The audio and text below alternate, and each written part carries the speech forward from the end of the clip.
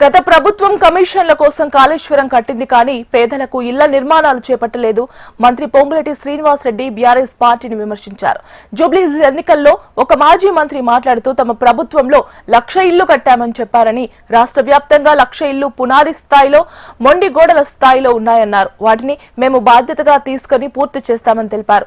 భద్రాద్రి కొత్తగూడెం జిల్లా ఇల్లందులో పలు అభివృద్ధి కార్యక్రమాల్లో మంత్రి పొంగులేటి శ్రీనివాస్ రెడ్డి పాల్గొన్నారు.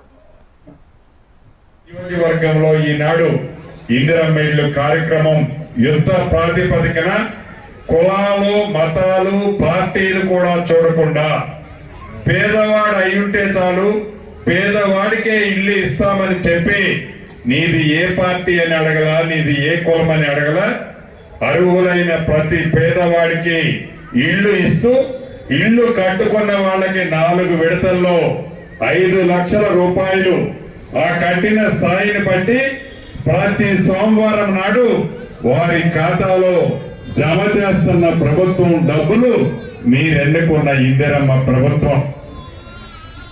ఒక్క ఇందిరమ్మ ఇళ్ల విషయంలోనే కాదు, పేదవాడికి ఏది అవసరమో ఆనాటి 10 సంవత్సరాలలో రేషన్ కార్డు కూడా ఇవ్వాలని ఆనాటి ప్రభుత్వానికి జ్ఞానం లేకపోతే మొన్ననే రాష్ట్ర వ్యాప్తంగా 16 లక్షల కొత్త రేషన్ కార్డులు ఇవ్వడమే కాకుండా పాత రేషన్ కార్డులలో కొత్త పేర్లు, కొత్త కోడలు వచ్చినా, బిడ్డ పుట్టినా కొత్త పేర్లు సుమారుగా 18 లక్షల కొత్త పేర్లు పాత కార్డులో ఎక్కించిన చరిత్ర మీరెన్నుకున్న ఈ పేదోడి ప్రభుత్వాన్ని. అంతేకాదు, కేంద్ర ప్రభుత్వం పరిపాలిస్తున్న రాష్ట్రాల్లో కూడా చేయలేని పని